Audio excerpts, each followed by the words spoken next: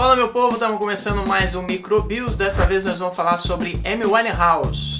Filha de judeus, nascida num lar amplamente musicalizado, onde o jazz era a presença marcante e que acabou influenciando fortemente na música dela. O pai, aliás, também é um ótimo cantor. Ele adorava cantar Frank Sinatra para ela, o que acabou influenciando inclusive no título do primeiro álbum que ela lançou, que chamou Frank. Desde muito cedo ela mostrou talento, ela mostrou que sabia cantar, ela mostrou que sabia fazer letra de música, ela sabia compor, ela sabia tocar inclusive também. Ela chegou a frequentar uma importante escola de artes, que era dirigida pela Sylvia Young, mas devido ao temperamento dela, ela acabou saindo da escola cedo. Aliás, escola era uma coisa que ela frequentava por pouco tempo, né? Porque devido ao temperamento, ao comportamento dela, ela acabava mudando constantemente de escola. Mas em termos de artes, de música, desde cedo ela começou a se apresentar, desde a adolescência ela já fazia isso. E com o tempo ela começou a chamar a atenção das pessoas, chamar a atenção de pessoas importantes, inclusive do mundo musical. Em 2002, quando ela tinha 19 anos, ela assinou o primeiro contrato com a Island Records, que é uma gravadora ligada à Universal Music. E logo no ano seguinte ela lançou o primeiro disco, né? Como eu falei, o Frank. Nesse primeiro disco a gente já pode perceber que ela não era uma cópia. Ela não apenas reproduziu o que os outros faziam. Na verdade, ela recriou, ela criou coisas próprias, com estilo próprio, né? Ela misturou estilos, inclusive. E se mostrou uma cantora e compositora extremamente criativa, extremamente original. As músicas do disco, em geral,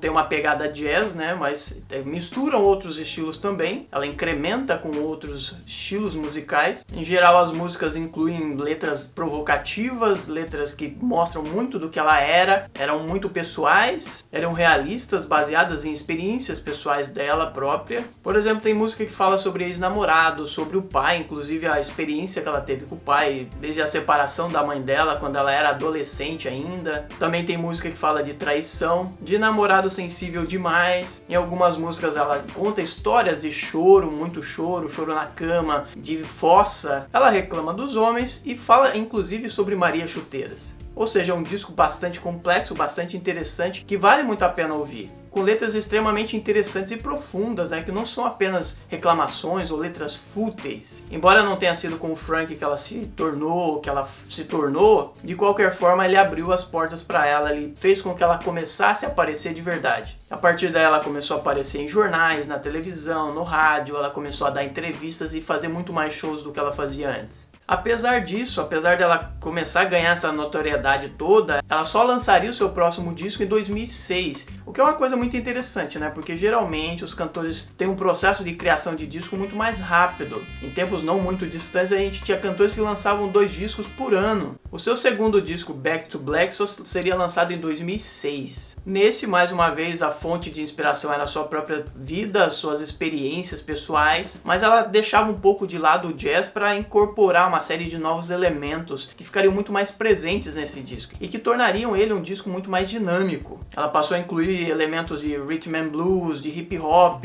de soul e algumas coisas de ritmos carimbenhos como o ska, por exemplo. E aí, se com o Frank ela começou a aparecer, com Back to Black ela se tornaria o que ela se tornaria, Amy Winehouse, e deixaria sua marca para sempre na música, uma marca extremamente profunda, que muita gente no século XXI não consegue se desligar dela, né? E quando se fala em música do século XXI, você tem que lembrar de Amy Winehouse. Em geral, as músicas falam de reabilitação ou da tentativa de levar ela para reabilitação e que ela diz que não.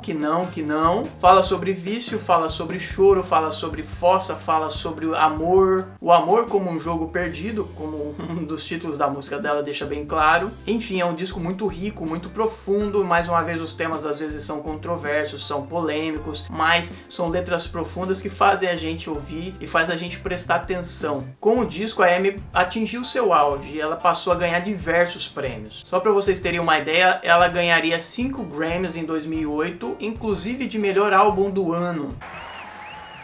And the Grammy goes to Amy Winehouse.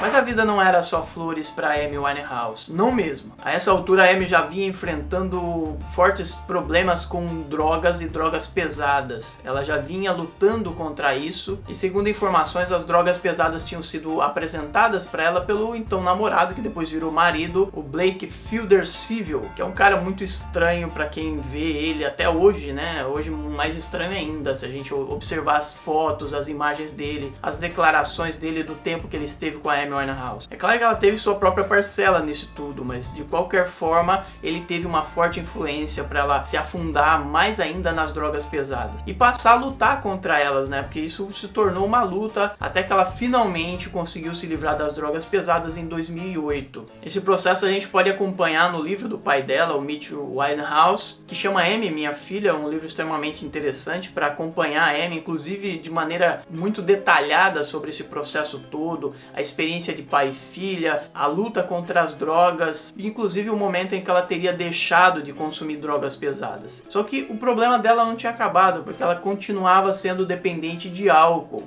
Nesse período, o Blake tinha sido preso, ficou um bom tempo preso e ela passou a sofrer cada vez mais e consumir grandes quantidades de álcool. Ela tinha problemas recorrentes com o álcool. E o Blake era uma sombra na vida dela que influenciava de forma muito negativa e muito presente, muito recorrente, né? E com isso ela acabava tendo problemas frequentes, ela acabava sofrendo frequentemente com isso. Os dois se divorciaram em agosto de 2009, mas os problemas continuaram. Eram as bebidas, era um problema de anorexia que ela tinha também, ela tinha convulsões e muito frequentemente ela era internada e passava tempos no hospital. Não é à toa que o pessoal dizia que o London Clinic era a segunda casa de Amy Winehouse. Com o tempo ela perdeu contratos, ela fez shows bons e ruins, aliás alguns shows muito ruins, em outros shows ela nem apareceu e nesse processo o novo disco era sempre uma questão de porvir, né? Uma coisa que deveria ser feita, mas que sempre estava sendo protelado, mas nunca avançava. Nos últimos tempos ela conheceu o cineasta Reg Travis, começou a namorar com ele, o que ajudou ela a se estabilizar um pouco, mas os problemas não tinham acabado. Em alguns momentos parecia que ela estava melhorando, se tornando mais consciente da condição dela. Inclusive nesse processo todo, no começo de 2011, ela fez shows no Brasil, ela fez uma turnê pelo país. O primeiro show eu tive a felicidade de assistir, né, o que é uma coisa maravilhosa, inclusive eu escrevi sobre isso no meu blog. Se vocês quiserem dar uma olhada, eu relatei o show, foi maravilhoso, eu achei maravilhoso pelo menos da minha parte. E depois do show que eu assisti em Florianópolis, ela foi para São Paulo, Rio de Janeiro, Recife. Para ela foi muito interessante naquele momento e pareciam que as coisas até estavam se encaixando de alguma forma, que ela começava a mostrar sinais de que estava se tornando uma pessoa melhor e mais consciente. Mas ela tinha recorrentes recaídas, né? Ela tentou fazer uma turnê pelo leste europeu, por exemplo, que não deu muito certo. Aliás, foi um desastre. De vários shows marcados, ela fez apenas um em Belgrado, na Sérvia, e que foi horrível, né? Ela estava bêbada, ela teve problemas, ela não conseguia lembrar a letra. O pessoal vaiou, ela respondeu de forma ríspida, como era uma coisa que às vezes acontecia, ou com frequência acontecia com a Amy Winehouse. Depois desse show, ela cancelou a turnê, ela não fez os outros shows que ela deveria fazer. E ela voltou para o tratamento, ela dizia que queria parar de beber. Nos meses seguintes, ela mostrou alguns sinais de que estava resistindo à bebida, né, que estava conseguindo de alguma forma ficar tempo sem beber, mas aconteciam as recaídas. O ponto final para ela se daria no dia 23 de julho de 2011. Naquele dia ela consumiu uma quantidade enorme de álcool, muito além da capacidade física do corpo e tudo mais, e acabou não resistindo. O segurança dela foi ver ela num determinado momento, ela estava deitada, ele achou que ela estava dormindo. Ele voltou algumas horas depois e viu que ela estava na mesma posição, daí ele ficou preocupado, chamou a ambulância, mas isso já era tarde. Ela tinha só 27 anos,